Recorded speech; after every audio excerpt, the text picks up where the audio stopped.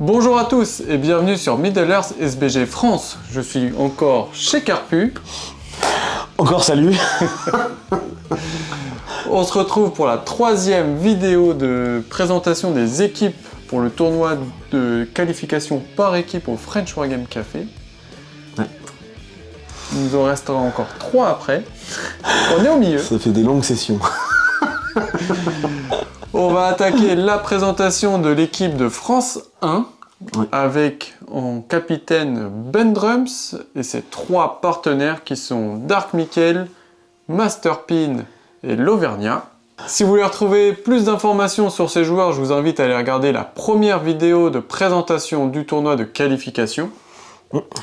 Et là, on va tout de suite attaquer les présentations des 5 listes d'armées. On attaque la revue de la première liste. Grosse originalité de nouveau, car il s'agit d'une alliance de 75 figurines entre Goblinville et les puissances sombres de Dol Guldur. Encore un truc jamais vu, hein? Exactement. C'est pas la première fois que je vais expliquer cette liste. C'est un enfer. Bon alors, pour la surprise, on prend le roi gobelin avec Gollum, hein, et des gobelins derrière. Voilà, c'est classique. Grina, pour la petite règle, des gobelins derrière. Des capitaines, des gobelins derrière. Capitaine mercenaire avec des mercenaires derrière. On passe juste sur l'ombre persistante, avec un orque Gundabad bannière, un chasseur orc avec un corps, et 3 petits orcs. Et pour la dernière troupe, le scribe gobelin. Petite originalité, petite surprise au niveau de cette liste. On l'avait pas encore vu, on va pouvoir passer du temps dessus. C'est ça. Parce qu'on va pas réexpliquer tout ce que fait le roi gobelin, tout ce que fait l'ombre persistante. Allez, regardez la etc. première et la deuxième vidéo, on a déjà tout expliqué, on va pas repasser du temps dessus. Exactement, donc là, juste la spécificité de cette liste, c'est un capitaine mercenaire avec 5 petits gobelins pour pop vraiment là où ils veulent. Voilà. Et le petit duo chasseur orc avec corps et le scribe. Parce que est-ce que tu peux nous expliquer un peu les règles spéciales du scribe? Pour le scribe, c'est une figurine à 1 point de vie, alors combat 1, force 2, défense 2, bravoure 3, un point de destin, un point de volonté. Vous allez me dire que c'est un peu une figue rincée pour 50 points quand même. Mais en fait, il faut savoir que le scribe peut faire popper des gobelins. Grâce à sa règle spéciale, s'il réussit un test de bravoure, il fait rentrer un des 3 gobelins par n'importe quel point du bord de table. Plus, s'il fait 11 ou 12 avec son test de bravoure, il peut faire rentrer 1 ou 2 gobelins en plus.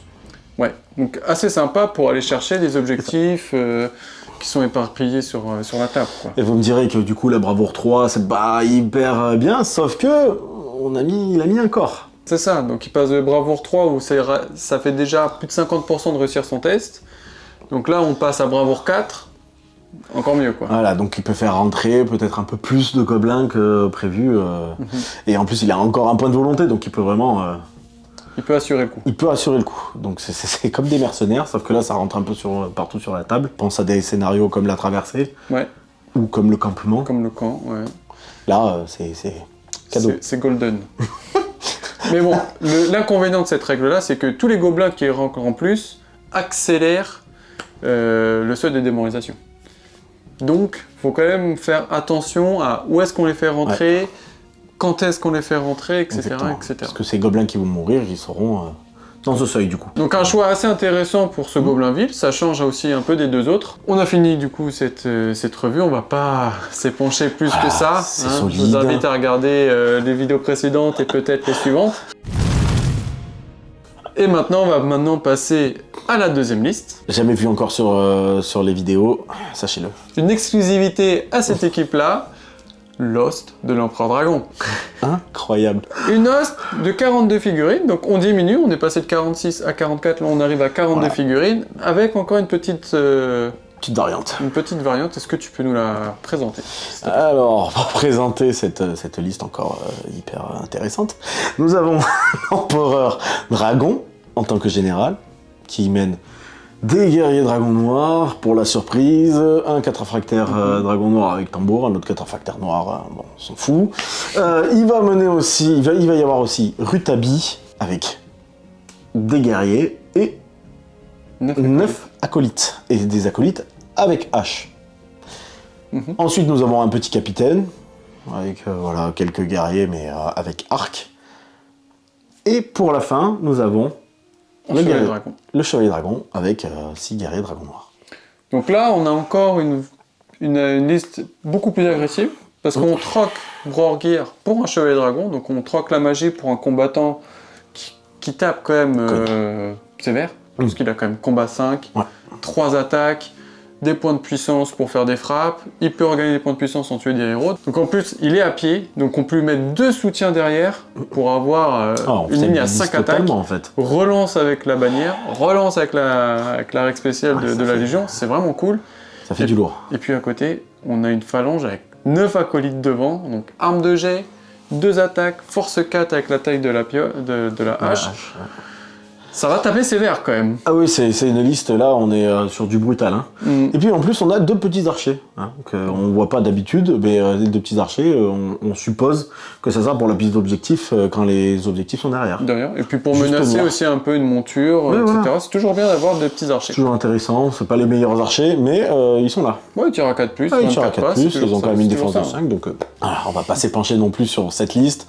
Je crois qu'on l'a expliqué trop de fois dans les autres vidéos. Donc je vous invite encore une fois à regarder checker le reste. Les 2 premières vidéos et les 3 suivantes derrière. Petite surprise, hein. Il y en a sûrement encore.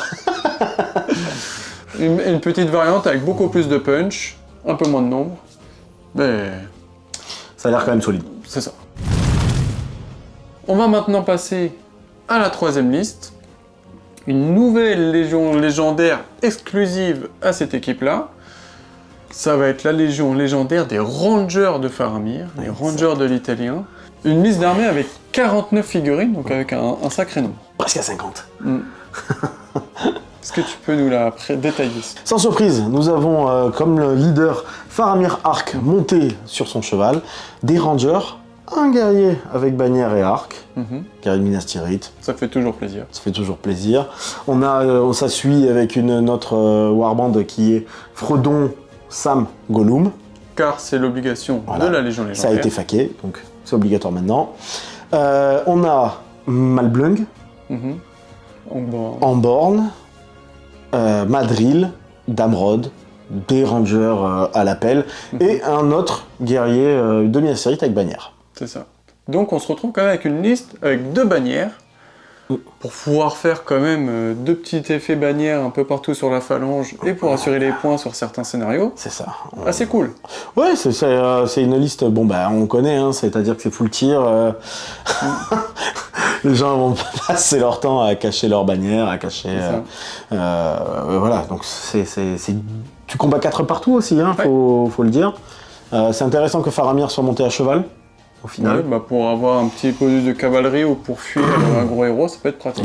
Pour les, je pense au scénario où le général doit tuer le plus de monde.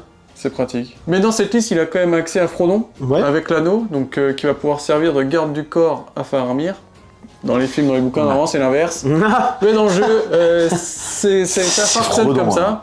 Du coup, il a accès à l'anneau, qui va pouvoir diviser par 2 le combat adverse, etc. Et du coup, avec Faramir, va gagner le meilleur combat dans les combats, dans les duels, etc.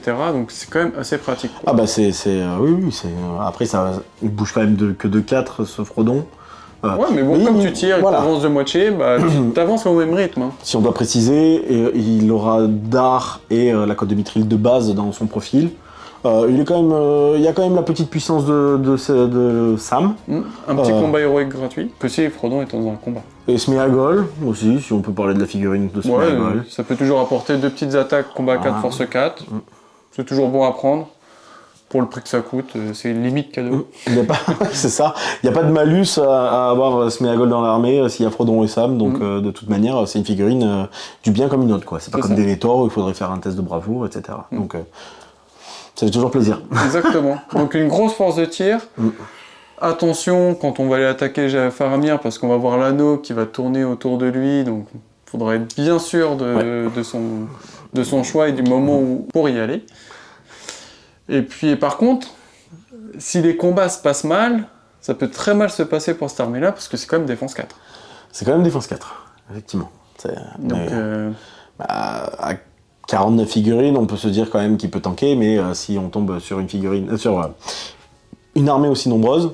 Aussi nombreuse, ou avec de la force 4, etc., ça peut voler très vite. Ça peut voler très vite, ouais. Il y a beaucoup de héros quand même, donc beaucoup de héros dit beaucoup de puissance. Hein. C'est ça. On a quand même la marche avec Madril. On a déjà vu Madril sur une vidéo précédente, donc il va pouvoir apporter sa marche et sa règle pour l'embuscade, donc assez pratique pour entrer sur les scénarios à Maelstrom. On peut peut-être noter qu'il n'y a pas de capitaine sur cheval, donc c'est une armée qui n'a pas de mobilité. Effectivement. Ça peut peut-être jouer des tours sur certains scénarios où faut traverser la table, ou alors il compte vraiment sur la force de tir pour blesser le général et gagner les points comme ça. Le problème c'est que s'il s'appareille sur des listes avec la lumière aveuglante, ça va être compliqué. On a quand même les 2 petits rangers, Malblanc et Amborn là. Qui ont supplanté Damrod dans le cœur des Gondoriens. Enfin, surtout de mémoire. C'est à peu près ça, ouais. Donc, c'est des figurines qui apportent leur petite règle spéciale pour tous les deux. Donc, exactement. Il y en a un, ça enlève les effets des capes elfiques. Ce qui est toujours sympa. C'est toujours sympa. Et le deuxième peut rajouter un point de puissance sur son tir, ou pour toucher ou pour blesser, gratuitement. C'est ça. Donc cette règle-là est très bien, parce que c'est un petit bonus cadeau, quoi. Donc si vous n'avez pas touché, hop, un petit point de puissance pour toucher, et ainsi de suite, quoi. Donc c'est toujours ça de gagner, d'avoir un petit point de puissance. Ça peut faire peur à un Nazgûl, ça peut faire peur à une bannière. C'est un Legolas version Wish. Donc liste assez surprenante, parce qu'on la voit très très rarement sur les tables de jeu. Donc assez cool s'ils la sortent le jour J du tournoi, quoi. On vient de terminer du coup la revue de cette 3e liste. On arrive maintenant à la 4e liste de ce roster. Ça va être une alliance de 40 figurines entre le Mordor et la Moria, donc une alliance jaune. Est-ce que tu peux nous la présenter, s'il te plaît? Oui, donc pour le coup, je suis super content de le présenter une liste comme ça, parce que c'est vrai qu'on la voit pas beaucoup en France. Classique, en Mordor, c'est-à-dire qu'on va retrouver notre bon vieux roi sorcier, avec couronne ombrellée, 3-14-3, et il mènera 12 Numénor et un noir, un orc avec bannière. Voilà, comme ça, cette liste, celui-là, c'est bon. Maintenant, on passe à la Moria, donc on a Durburs, avec 13 gobelins, voilà, du gobelin en veux-tu en voilà, un capitaine pour la marche avec du gobelin, et surtout, le guetteur. Ouais, sympa. Hein. Et une chauve-souris. J'ai oublié la chauve-souris, du coup, parce que comme ça, on a le petit Trix. Exactement, donc là, une liste, on va dire, assez inhabituelle en France, comme on l'a dit tout à l'heure. On allie du coup la puissance du roi sorcier avec sa magie, avec l'ombrellé, qui va venir taper très sérieusement. Alors il a que 14 points de volonté, c'est le seul magicien, donc attention quand même, il peut vite baisser en volonté. En plus c'est le général, donc c'est compliqué d'aller le balancer un peu partout. Ouais, c'est sûr. Faudra faire attention et bien choisir ses combats avec lui. Parce qu'il va pas pouvoir faire et combattre tout ce qu'il veut, et faire la magie sur tout ce qu'il veut. Sur tout ce qu'il veut. Donc il va faire des choix, mais bon, au vu de ce qu'il y a derrière quand même, enfin, la figurine qu'il y a derrière, normalement il devrait être tranquille. On a quand même, du coup, avant d'attaquer le gros paquet surprise à la fin, une phalange assez sympa. Alors, c'est une phalange solide, on la connaît. Hein. C'est ça, donc le numéro 1 devant avec combat 4, défense 6, terreur, ça va pouvoir tanker beaucoup de choses, avec tous les petits gobelins derrière pour avoir les soutiens. Ouais, pour 9 points, cool. C'est une honte. Pour 9 points, c'est une honte. Ouais, ça c'est sûr. C'est une figurine très bon marché et très rentable. Points. Et du coup, on a, par contre, la phalange, elle a que force 3, donc ça risque de manquer un peu de punch. C'est que ça. Mais je pense pas que la liste, elle est basée là-dessus. Exactement, parce qu'on arrive du coup au Trix avec le guetteur de l'eau et la nuée de chauve-souris. Ouais, grosse figurine, gros socle de dragon, juste pour vous situer un petit peu. Hein. Donc on est quand même sur une figurine assez puissante, puisque là, elle amène 6 en combat, 6 en force, 6 en défense, 6 attaques, 6 points de vie. On est en bravoure 4, mais bon, ça, on va vous montrer pourquoi c'est pas forcément le truc le plus utile. On arrive avec un point de puissance quand même, 6 points de volonté et un point de destin.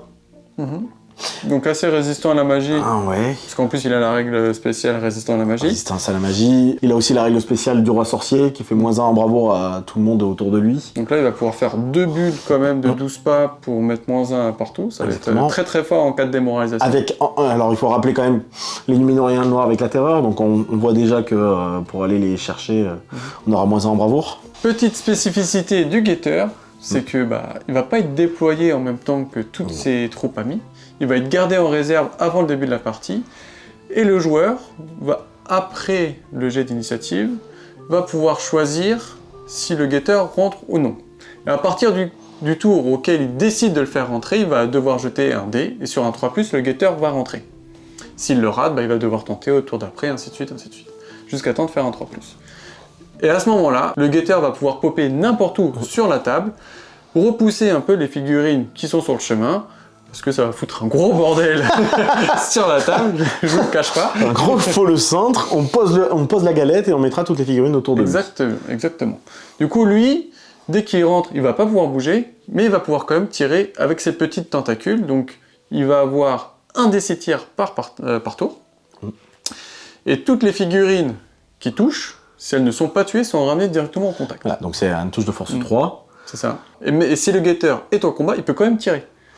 Donc, c'est quand même assez cool pour attirer plein de figurines à lui, donc que ce soit des petits guerriers pour pouvoir faire accélérer la démoralisation, ou alors, au tour où il rentre, il y a un petit trick à faire avec la chauve-souris, c'est de se placer de manière bien précise pour pouvoir ramener une figurine et qu'elle soit au contact et de la nuée de chauve-souris et du guetteur.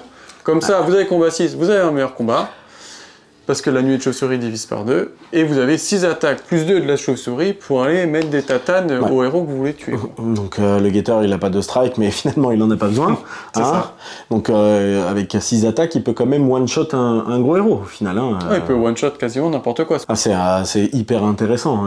Et puis en plus, les tentacules, quand il les tire, c'est à 6 pas.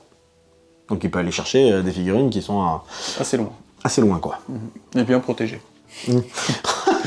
C'est on ça. peut se dire avec 3 cordons ça va bien se passer, mais en fait non, ce qu'il ignore tous les in the way. Exactement. Par contre, le guetteur a quand même un petit défaut, parce qu'il en faut bien quand même, c'est que dès qu'il est réduit à 3 points de vie au moins, il passe à 3 attaques. On imagine qu'il a moins de tentacules. Donc une liste quand même assez atypique, avec plein de petits tricks à faire, entre le roi sorcier qui peut paralyser, le guetteur qui pop, la nuée de chauve-souris, etc., etc. Le petit Durburs qui est un petit champion gobelin, bien comme ça. Là, il apporte la petite strike, attendez, quand même. Exactement. Il y a quand même une liste assez cool. Ouais, elle est sympa, et cette qui peut donner plein de sueur froide à son adversaire. On vient de terminer du coup la liste numéro 4. On arrive donc sur la 5e et la dernière liste du roster. Une alliance verte entre Numénor et Rivendell, assez cool sur le thème, une armée de 38 figurines. Est-ce que tu peux nous la présenter, s'il te plaît? Eh bien, avec plaisir. On arrive avec le général Elendil, bouclier cheval, beaucoup de guerriers de Numénor derrière, bouclier lance pour pratiquement tout le monde, et une bannière. Ensuite, nous arrivons avec Erestor. Voilà, donc 12 guerriers elfes boucliers. Círdan, avec le petit chevalier de Foncombe qui fait plaisir, et des guerriers elfes avec arc. Et on arrive enfin avec Bilbon. Bilbon sacré, le vieux, pas le jeune. C'est ça. Donc une liste quand même, c'est une alliance verte, mais bon, c'est pas très fluff quand même, parce qu'on a Bilbon et Elendil en même temps, c'est un peu bizarre. Normalement ça devrait pas exister, mais dans le livre de règles, il n'y a pas écrit, donc du coup on peut profiter, quoi. On peut tordre. Hein. Donc on revoit encore une figurine avec un anneau. Du coup on voit encore qu'ils veulent jouer sur le trick de diviser le combat par 2, parce que à peu près chaque liste a cette capacité-là. Oui. Donc assez intéressante. On voit Elendil. Du coup, ça va être le gros frappeur de la liste. Combat héroïque gratuit, combat 7, force 5, plus 1 pour blesser. Lui va pouvoir meuler à foison. Il est résistant à la magie avec 2 dés, parce qu'il est Fortify Spirit de base, grâce à la règle spéciale au roi de Numénor. Donc, assez balèze le gars, quand même. Ça commence à devenir un monstre. Ce qui lui manque, c'est la terreur. Donc il amène quand même avec lui un bon paquet de Numénor. Donc ils perdent en défense, ils ont que défense 5 ceux-là, mais ils apportent la force 4 et une résistance à la magie quand ils sont à 6 pas d'Elendil. Donc assez sympa. Des figurines qui sont quand même sympas, ça veut dire que la bannière on va pas pouvoir faire ce qu'on veut avec, une compelle ou quoi, avec la résistance c'est toujours compliqué de se dire il a un point gratuit. Ça va forcer peut-être à la dépense de points de volonté pour réussir son sort. Exactement, donc non, on est sur une bonne troupe, même si c'est peu de défense, on est quand même sur une bonne troupe. C'est ça. Et puis après derrière on a quand même 2 héros elfes, et Restore Círdan qui sont quand même assez bons. Quand même. Généralement les héros elfes, à part Erwan, normalement les héros elfes comme ça ils sont fiables. C'est ça. Et Restore c'est un très très bon second couteau. Moi j'adore cette figurine. Combat 6, 2 attaques, relance les dés pour blesser avec ses petites dagues de Honorine. Que ce soit quand il les lance ou quand il combat. C'est ça, donc c'est super cool. Ouais. Il est super cool, il a la frappe. Il a la terreur. Il est vraiment très sympa en second couteau parce qu'on va se fixer sur Elendil et lui va pouvoir avancer tranquillement dans l'équipe adverse. Plein milieu de la phalange, non, c'est une figurine qui est sympa. Elle est vraiment sympa à jouer et agréable à voir sur une table. Tu peux présenter un peu Círdan aussi pour ceux qui ne connaissent pas. On le voit quand même beaucoup moins souvent depuis qu'il a été nerf. Depuis qu'il a été nerf, c'est-à-dire il est passé de Fortitude à Minor, donc il passait pouvait mener 12 à 6 figurines. C'est ça. Il s'est pris un petit nerf là-dessus, par contre c'est une figurine qui reste hyper intéressante pour du fond-combe. Il apporte une lumière aveuglante. Toujours pratique. Enchanted Blade. La figurine qui est ciblée par ce sort peut relancer tous ses jets pour blesser. Ouais. On le voit rapidement arriver sur Elendil. Alors on va pas le mettre sur Restore qui a déjà la règle, donc Elendil va prendre le relais. Elendil va commencer à devenir compliqué. L'avant-dernier sort qu'il apporte, c'est Aura de Vaillance. Du mal à le dire celui-là. Aura de Vaillance. Phrase est prise. Alors, qu'est-ce que ça fait, ce sort? Ça réussit automatiquement les tests de bravoure qui doivent être effectués. Ainsi pas de lui. Donc, assez cool, en cas de démo, etc. C'est gadget, mais c'est sympa. Oui. Et la dernière, la fameuse, celle pour laquelle généralement on le prend. L'aura de confusion. L'aura de confusion. L'aura de confusion, c'est une aura de terreur. C'est ça, donc ainsi pas, toutes les figurines autour de Círdan vont causer la terreur, et si elle est canalisée, c'est à 12 pas. C'est à 12 pas, ouais, donc... Autant dire qu'avec 38 figurines dans son armée, il y a quand même moyen d'être à chaque fois dans toutes les auras de Círdan, quoi. Et puis si on veut essayer de cibler Círdan à la magie, ça va être compliqué, parce qu'une fois qu'il a passé toutes ses auras, il va garder un point de volonté gratos par tour pour résister, plus la résistance à la magie, donc il aura toujours au moins 2 dés pour résister... à la magie adverse. On arrive sur un très bon profil, au final, de magie. On voit un peu déjà le truc. Finalement, les défenses 5, bon. Son deuxième ligne. Il y a l'aura de lumière contre les arcs. Ils sont plutôt safe. C'est ça. Ouais, une liste assez cool. On peut peut-être regretter l'absence de héros avec la marche. Parce que là, sur les scénarios de déplacement, il a Elendil avec les combats héroïques qui a une très très bonne projection et un cavalier elfe. Mais après, derrière ça, il n'y a pas du tout de mobilité, quoi, et de projection. C'est le problème des héros elfes. De toute manière, les héros sont tellement chers que on arrive très vite à court, quoi. Donc, mais peut-être à la place d'un Restore, mettre un capitaine monté avec lance de cavalerie, tu gardes quand même le punch. T'as quand même combat 6, donc il peut quand même aller taper des guerriers, et il apporte la marche.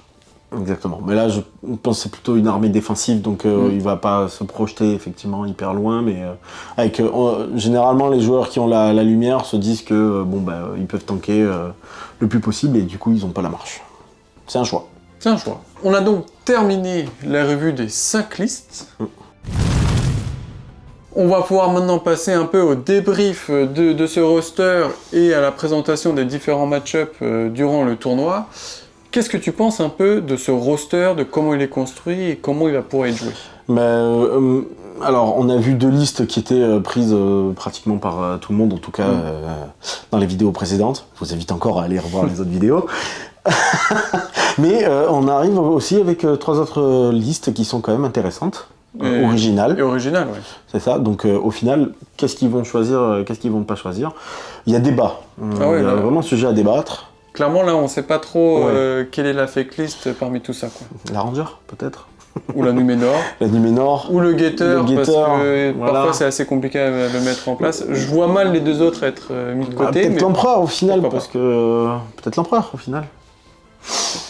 En vrai, là, on est perdu. Ça va être au sujet de chacun. On connaît un peu Les archétypes de chacun. Les archétypes de chacun. On se doute que certaines lignes vont être prises plus que d'autres par quelques joueurs. Mais après... Mais on voit quand même que dans le roster, il y a quand même un fil conducteur entre... on va essayer d'avoir quelque chose qui va diviser le combat par deux, parce qu'on a les 3 anneaux, on a la chauve-souris. Il y a juste chez l'empereur où il n'y a pas ce mécanisme-là, mais on a un maître de guerre et des lames elfiques pour quand même avoir un avantage sur les combats héroïques, sur les frappes héroïques. Ouais. Donc il y a quand même une histoire un peu comme ça. On a une liste extrêmement bloquante avec le Goblinville, qui peut en même temps faire popper des gobelins un peu partout pour augmenter un peu cette oppression de gobelins, cette marée gobeline. On a la liste tiers, on a la liste bloquante avec Círdan et la liste très rapide avec l'Empereur Dragon. Il y a quand même pas mal de choses à faire, quoi. Exactement. Après, il y a quand même des listes qui vont être compliquées à manager pour l'appariement. Si jamais, par exemple, ils choisissent de prendre et le guetteur de l'eau et la liste des Lendil, c'est 2 listes normalement qui sont à protéger quand même, parce qu'on aimerait que le guetteur de l'eau ne tombe pas contre un Goblinville. Ça serait dommage. Ça serait quand même dommage. Pareil pour les Rangers, on aimerait qu'ils ne tombent pas sur une liste de bloquantes de tir. Donc au final, il y a quand même 3 listes. Dans leur choix, il y a quand même 3 listes qui sont des listes à protéger. Donc c'est encore compliqué à manœuvrer. Mais bon, après, en fonction des scénarios, on peut se dire... on peut envoyer celle-là, c'est pas grave, ou des choses comme ça, quoi. Malgré tout, Elendil est quand même protégé du tir avec Círdan, il est protégé de la magie avec sa règle spé, il peut quand même affronter pas mal de choses, quoi. Sur l'appariement, le jour du tournoi, ils vont devoir commencer très dur et être bien réveillés samedi matin, parce qu'ils vont attaquer directement par les poneys fringants. Donc gros affrontement dès la première partie, quoi, quelque chose de très difficile. On a vu que le poney fringant, ça rigolait pas. Ouais, c'est ça, vous allez voir les listes après, ça va être très sympa, et puis en termes de niveau de joueur... ils ont un gros CV, ils ont toujours un gros CV. Ils attaquent ensuite sur un malentendu, donc ils vont pouvoir un peu relâcher un peu la pression, pour réattaquer derrière contre l'équipe des Bandambros, contre notre équipe. Encore des vétérans. Donc une journée quand même pas évidente à prendre, enfin à faire, quoi. C'est-à-dire on commence fort, on termine fort. Il va falloir qu'il soit le plus... Il va falloir se lever tôt, quand même. Ouais, c'est ça. Et la deuxième journée, ils attaquent par The Lastborn, pour terminer après par les suzerains. Donc finale quand même assez sympa aussi en dernière partie contre les suzerains. Pour bien terminer le tournoi, quoi. Là, il va falloir tenir au mental, il va falloir tenir la distance, mais je leur fais confiance. Il y en a quand même 2 qui ont l'expérience. C'est ça. Donc ils savent comment ça se passe, que ce soit à l'Ordacon, à l'ETC, etc. Donc, et puis Masterpin et l'Auvergnat ont aussi l'habitude des tournois, parce qu'ils sont quand même là depuis très longtemps sur la scène française. Donc on sait que ces 4 joueurs vont rien lâcher, et ils vont être présents jusqu'au bout. Exactement. En tout cas, on leur souhaite bonne chance pour leur tournoi, qu'ils nous surprennent avec leur 5e liste. Moi, j'ai hâte de voir quelle est la fake list qu'ils ont, choisi, quoi, parce que j'ai envie de voir le roi sorcier avec le guetteur, j'ai envie de voir Elendil. On a envie de tout voir. Hein. Ouais, c'est ça, voilà. Ah, bon, pas Goblinville. Mais... mais les autres, pourquoi pas? J'ai envie de voir ce que ça donne. C'est ça. Ça va être assez sympa de voir ça sur les tables de jeu. Si vous avez, vous, des idées sur la fake list qu'ils vont utiliser, n'hésitez pas à le mettre en commentaire. Si vous voulez soutenir France 1, n'hésitez pas aussi à mettre un petit pouce et à mettre ça en commentaire. Ça va leur faire extrêmement plaisir. C'est très important pour eux de voir un peu l'émulation et les soutiens que vous avez pour ce type de compétition. Moi, je vous remercie de regarder cette vidéo. N'hésitez pas à mettre un petit pouce bleu, à la partager, à la commenter et à vous abonner à la chaîne. C'est très important pour nous une nouvelle fois. Et on vous dit à la prochaine pour la 4e équipe. Salut! Salut tout le monde!